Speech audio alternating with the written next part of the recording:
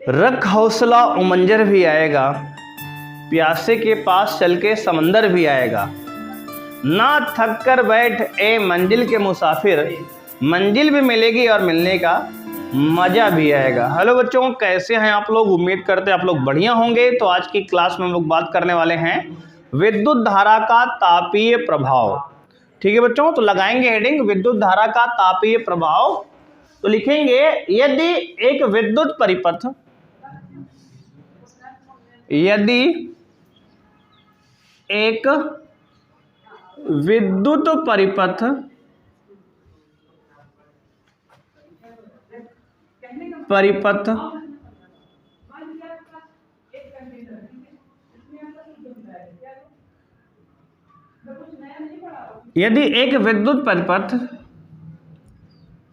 पूर्ण रूप से प्रतिरोधक है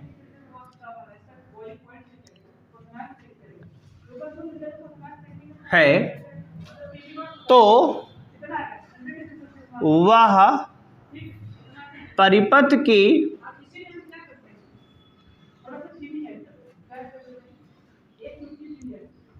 संपूर्ण ऊर्जा को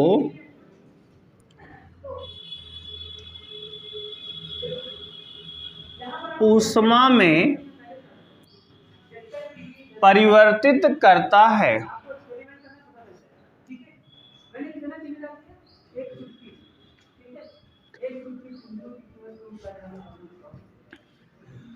संपूर्ण ऊर्जा को ऊष्मा में परिवर्तित करता है तो इसे विद्युत धारा का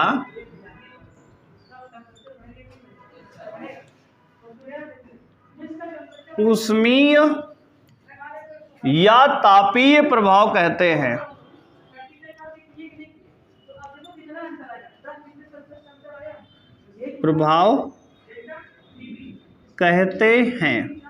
अब देखो, आपने डिफिनेशन तो लिख ली, अब इसको समझो आप ध्यान से, है ना। हमने कहा यदि कोई विद्युत परिपथ को जितनी भी विद्युत ऊर्जा दी जाए सभी को वह किसमें चेंज कर दे? ऊष्मा में, यानी कि हीट में परिवर्तित कर दे, तो उस विद्युत परिपथ को क्या कहते हैं? ऊष्मीय या तापीय प्रभाव कहते हैं। यानी यदि एक विद्युत परिपथ पूर्ण रूप से प्रतिरोधक है, प्रतिरोधक मतलब ये होता है कि जो भी आपने बिजली दी, ऊष्मा ऊर्जा, जो भी ऊर्जा दिया आपने इलेक्ट्रिक के फॉर्म, बिजली के फॉर्म में, उसको पूरे को उसने क्या किया? हीट में चेंज किया। तो ऐसे परिपथ को विद्युत धारा का ऊष्मीय प्रभाव या तापीय प्रभाव कहते हैं। जैसे आपके पास घर में हीटर होता है, हीटर है, प्रेस है, इलेक्ट्रिक प्रेस है ना। हाँ, तो ये सब क्या करता है? बिजली को हीट में परिवर्तित करता है गर्मी में, है ना। बात समझ रहे हो? ऊष्मा में परिवर्तित करता है, किसको? बिजली में। बात समझ रहे हो? बिजली किस में चेंज करता है? ऊष्मा में। विद्युत प्रेस हो गया, विद्युत हीटर हो गया। बात समझ रहे हो? ये सब क्या है? विद्युत धारा के ऊष्मीय प्रभाव पे कार्य करते हैं। उदाहरण क्या लिखोगे?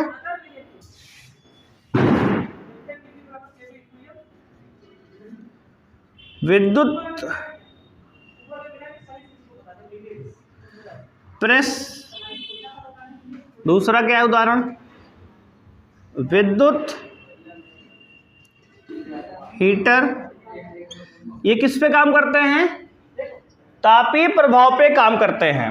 यदि एक विद्युत परिपथ पूर्ण रूप से प्रतिरोधक है, यानी कि जितनी बिजली देते हो सब, मतलब उसको पास होने नहीं देता है, मतलब उसको हीट में चेंज कर देता है, ऊष्मा में, तो वह परिपथ की संपूर्ण ऊर्जा को ऊष्मा में परिवर्तित करता है, तो इसे विद्युत धारा का ऊष्मीय या तापीय प्रभाव कहते हैं। बोलो, बात क्लियर है जी? ऊष्मीय या तापीय प्रभाव आपको समझ में आ गया विद्युत धारा क्या होता है? यानी जब किसी परिपथ में क्या हो, पूर्णतया प्रतिरोधक होता है कोई परिपथ, तो उसको जो भी हम बिजली देते हैं वो पूरी बिजली क्या करता है? ऊष्मा में परिवर्तित कर देगा, हीट में। जैसे हीटर प्रेस, तो उसे कहते हैं विद्युत धारा का ऊष्मीय प्रभाव। बोलो यहाँ तक बात समझ में आई जी? किसी बच्चे को कोई समस्या है? चलो अब भैया ऊर्जा का फॉर्मूला होता है ऊर्जा बराबर शक्ति गुणे समय। क्या होता है? देखो ऊर्जा का सूत्र होता है ऊर्जा बराबर शक्ति गुणे समय। क्या होता है? शक्ति गुणे समय।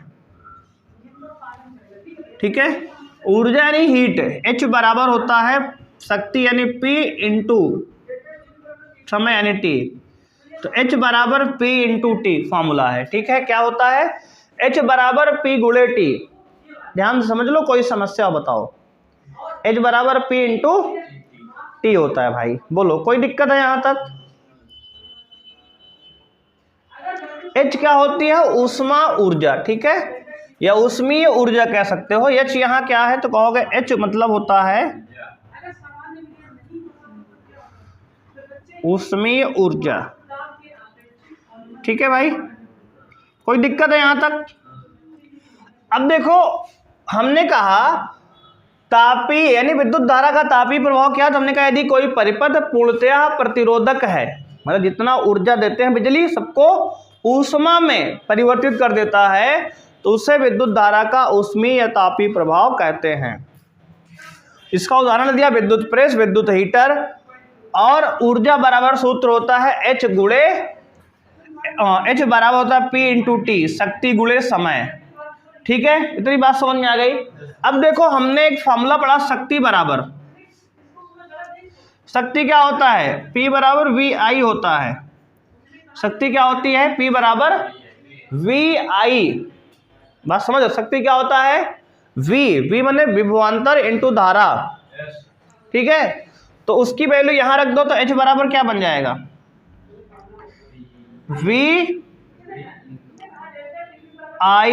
इंटू T, VIT बन जाएगा। एक फॉर्मूला और बन गया ऊष्मा का, ऊष्मीय ऊर्जा का दो फॉर्मूला बन गया, H बराबर P इंटू T और H बराबर शक्ति की जगह V इंटू I रख दिए और T पहले से है तो VIT बन गया। और देखो अगर हम यहां पे एक फॉर्मूला जानते हो ओम का नियम, V बराबर क्या होता है? IR होता है ना ओम के नियम से। तो अगर V की जगह IR रख दोगे यहां तो H बराबर क्या बन जाएगा? IR इंटू IT, तो मिलाओगे तो बन जाएगा I स्क्वायर RT। ठीक है, H बराबर क्या बन गया? I square RT। ये तीसरा फॉर्मूला है। देख लो कोई समस्या है तो बताओ जी, बोलो बात क्लियर है? तो ऊष्मीय ऊर्जा का फॉर्मूला समझ में आया? ठीक है, बात समझ में आई थी यहां तक? तो देखो ऊर्जा का तीन फॉर्मूला बन गया, H बराबर P इंटू T, H बराबर VIT और H बराबर I स्क्वायर RT। तो आपको याद रखने इतने फॉर्मूले। ठीक है, ऊष्मीय ऊर्जा का क्या है? ये फॉर्मूला है, सूत्र है। देखो भाई हमने अभी जो है वैद्युत ऊर्जा का तीन फॉर्मूला पढ़ा। कौन कौन सा? H बराबर P इंटू T पहला फॉर्मूला, और दूसरा H बराबर VIT है ना, और तीसरा पढ़ा हमने H बराबर I स्क्वायर RT। ये तीन फॉर्मूले पढ़ लिए हम।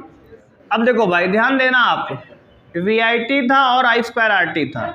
अब देखो वैद्युत ऊर्जा का मात्रक क्या होता है? वैद्युत ऊर्जा का SI मात्रक जूल होता है। क्या होता है? जूल होता है। वैद्युत ऊर्जा का SI मात्रक क्या होता है? जूल होता है। अब देखो तो ये सब जूल में है, किस में है ये? इतना जूल, इतना जूल, इसको जूल लिख दो, इतना जूल ये है P इंटू T जूल। ये भी क्या है? VIT joule. ये भी किस में है? I square RT joule. अब देखो भैया एक संबंध होता है, क्या होता है? एक कैलोरी बराबर 4.2 जूल। ऊष्मा का मात्रक कैलोरी भी होता है ना। बड़ा मात्रक, कैसा मात्रक?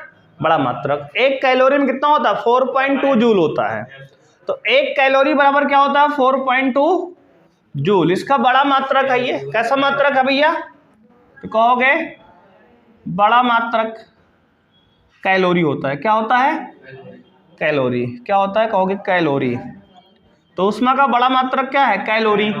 तो एक कैलोरी बराबर क्या होता है? 4.2 जूल। कितना होता है? 4.2 जूल। अभी बताओ, अगर आप यहां से 1 जूल की वैल्यू निकालो तो 1 जूल बराबर क्या आएगा? कहोगे 1/4.2 कैलोरी। बोलो बात समझ में आई? तो 1 जूल बराबर क्या होता है? 1/4.2 है ना, 1/4.2 कैलोरी। इतनी बात समझ में आई? अब देखो सबको हम, अगर सबको हम कैलोरी, क्या हुआ जी? हाँ लगभग इतना। तो अगर इसको हम डिवाइड करें सबको 4.2 से, तो H बराबर क्या होगा?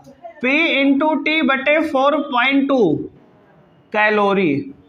देखो कैलोरी में मात्रक लिख दिया हमने। अगर जूल को आप कैलोरी बनाओगे, देखो जूल को अगर कैलोरी बनाओगे तो 4.2 से क्या करना पड़ेगा? डिवाइड सबको 4 ये I² RT बटे 4.2 कैलोरी। देखो अगर सबको हम कैलोरी बनाएंगे, सबको क्या करेंगे? 4.2 से डिवाइड, भाग कर देंगे। तो देखो भाग करके कैलोरी में लिख दिया हमने सबको। बात समझ में आई जी? देखो जूल में मात्रक लिख दिया हमने, कैलोरी में लिख दिया। तो देख लो ये कैलोरी में भी हो गया और आपका जूल में मात्रक हो गया। तो दोनों यूनिट में देखो हमने बात को लिखी है। क्लियर है जी? बोलो भाई, कोई समस्या है किसी को? लिख लो यहां तक।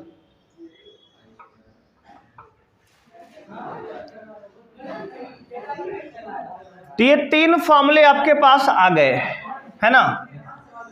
और देखो इतनी बात समझ में आई? देखो एक फॉर्मूला और आपको देखने को मिल सकता है किताब में। H बराबर VIT में अगर भैया I के जगह, देखो ओम के नियम से V बराबर IR होता है ना। अगर I बराबर निकालेंगे तो V बटे R होगा ना। तो यहाँ I की जगह V बटे R रख दो यहाँ, तो क्या आएगा? V इंटू V बटे R इंटू T। तो क्या बन जाएगा ये? V² T upon R। देखो कुछ बुक में आपको ये फॉर्मूला दिख सकता है, कुछ है नहीं, देखो यहीं से बनाया गया है, देख लो है ना। VIT में I की जगह V बटे R रख दिए, बस बन गया V² T बटे R। अब देखो भाई ध्यान समझोगे, इसको भी ये जूल में है। अभी किस में है ये? जूल में। इसको भी कैलोरी बनाए तो क्या करोगे? V² T बटे 4.2 इंटू R।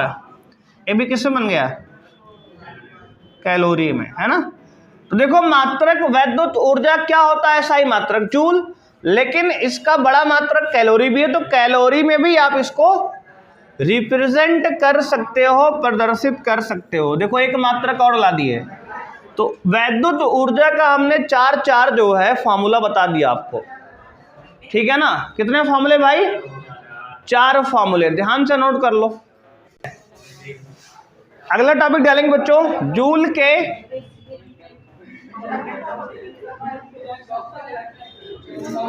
ऊष्मीय प्रभाव का नियम। जूल के ऊष्मीय प्रभाव का नियम डालेंगे आप बच्चों। लिखेंगे इस नियम के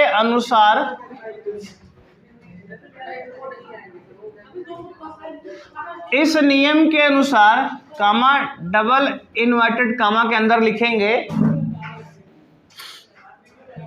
चालक में प्रवाहित धारा के कारण उत्पन्न ऊर्जा। इस नियम के अनुसार चालक में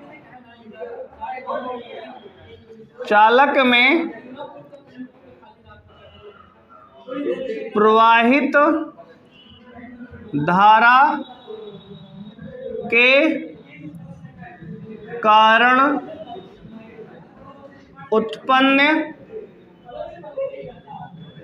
ऊष्मा। नंबर 1 बच्चों, देखो ऊष्मा किन किन बातों पर निर्भर करती है। देखो एक फॉर्मूला हमने पढ़ा भी, H बराबर I²RT। देखो आपको याद करने का तरीका बता दे रहे हैं, यही है ऊष्मा जूल का नियम, जूल के ऊष्मीय प्रभाव का नियम H बराबर I²RT है। इसी को तुम्हें एक्सप्लेन करके लिखना है बढ़िया से। देखो हमने कहा जूल के ऊष्मीय प्रभाव का नियम में, इस नियम के अनुसार चालक में प्रवाहित धारा के कारण उत्पन्न ऊष्मा, नंबर 1, प्रतिरोध के क्या होता है, तो कहोगे चालक में प्रवाहित धारा के कारण उत्पन्न ऊर्जा चालक के प्रतिरोध के अनुक्रमानुपाती होती है। किसके? चालक के प्रतिरोध के अनुक्रमानुपाती होती है, अनुक्रमानुपाती होती है। यानी कि जो ऊष्मा होता है उस अनुक्रमानुपाती होता है आर के। बोलो बात समझ में आई? देखो यार इसको याद करने का सबसे आसान तरीका, H बराबर I²RT लिख लो, उसी में देख देख लिखना है बस। चालक के प्रतिरोध के अनुक्रमानुपाती होती है आर के, देख लो, है ना। और दूसरा पॉइंट लिखेंगे, चालक में प्रवाहित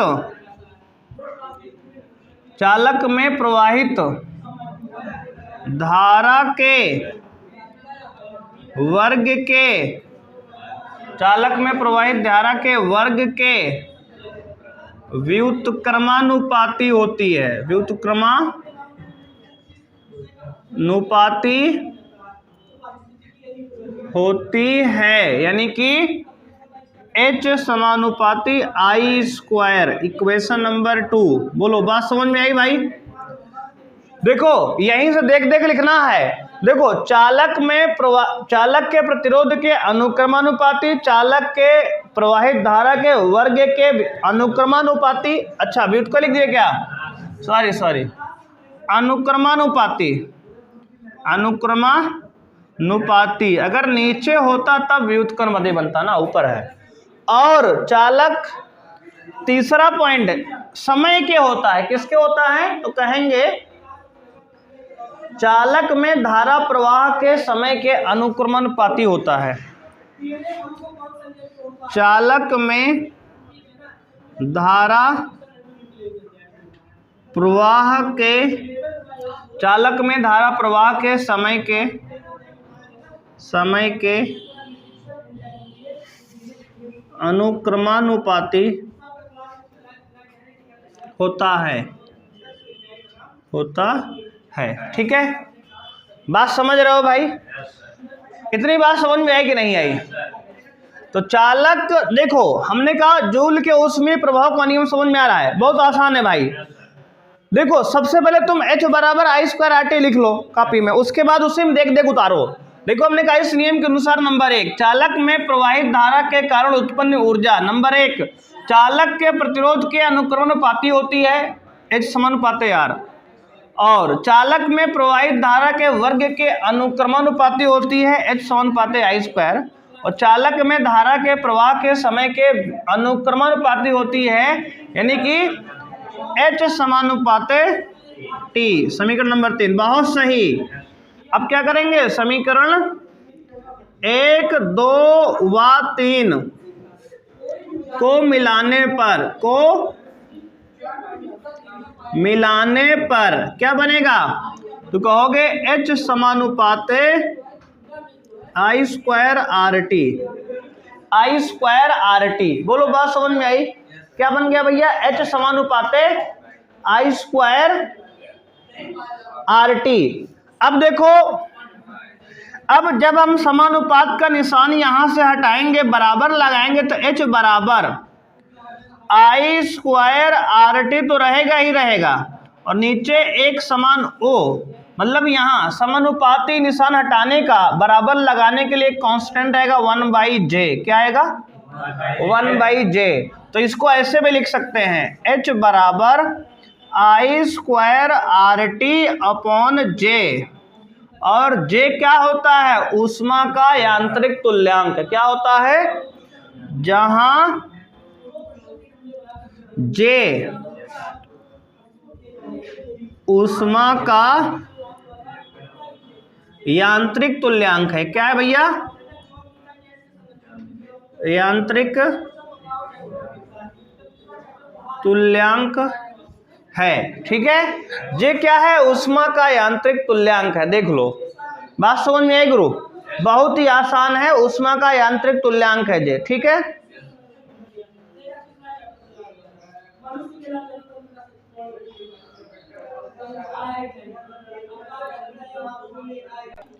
अब देखो बच्चों, हमने बताया जूल का ऊष्मीय प्रभाव का नियम आपने समझ लिया। इसमें फॉर्मूला देखो, तीनों समीकरण को मिलाने पर क्या बन गया, H समानुपाते I²RT। समानुपात का निशान हटाएंगे, एक नियतांक आएगा 1/J, और J को हम लोग क्या कहते हैं, ऊष्मा का यांत्रिक तुल्यांक कहते हैं। बात समझ में आ गई? अब देखो ये बच्चे बहुत ही इंपॉर्टेंट है, वेरी इंपॉर्टेंट है, लिख लो, ये बोर्ड में पूछता है अक्सर।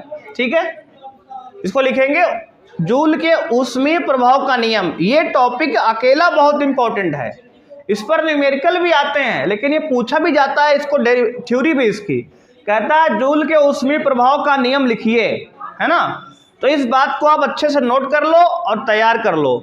अब देखो, जूल का ऊष्मीय प्रभाव का नियम किन किन बातों पर निर्भर कर रहा है, धारा पर, प्रतिरोध पर और समय पर। देखो, धारा पर, प्रतिरोध पर और समय पर। तो इस बात को आप नोट कर लो ध्यान से, और इसको अच्छे से याद करना है। ठीक है, तो ठीक है बच्चों, देखो इसको आप तैयार कर लो ध्यान से, और इसको आप जो है फॉर्मूले सारे देख लेंगे, और यूनिट वैद्युत ऊर्जा का जूल होता है और कैलोरी होती है। ठीक है, इसको याद रखेंगे। अब देखो, इस पर न्यूमेरिकल हम लोग करेंगे नेक्स्ट क्लास में। बात समझ रहे हो इसके कॉन्सेप्ट को? तो अब ध्यान सुनेंगे, आपके लिए कुछ नया बिल्कुल, है ना। अभी बिल्कुल शिवा के लिए है, शिवा ध्यान सुनेंगे। न तेरे आने की खुशी, न तेरे जाने का गम, न तेरे आने की खुशी। अच्छा, ये किसको बोल रहा है? देखो, शिवा जो है उसको बोल रहे हैं, है ना, इनके सामने वाली, मेरी सामने वाली खिड़की में एक चांद सा चेहरा रहता है। बात समझ रहे हो? तो सुन तो लो ध्यान से। ना तेरे आने की खुशी, ना तेरे जाने के गम, वो दिन बीत गए जब साइकिल से तेरे पीछे पीछे तेरे घर तक जाते थे हम। ठीक है बच्चों, तो आज के लिए इतना ही, मिलते हैं नेक्स्ट क्लास में। थैंक यू, बाय, जय हिंद।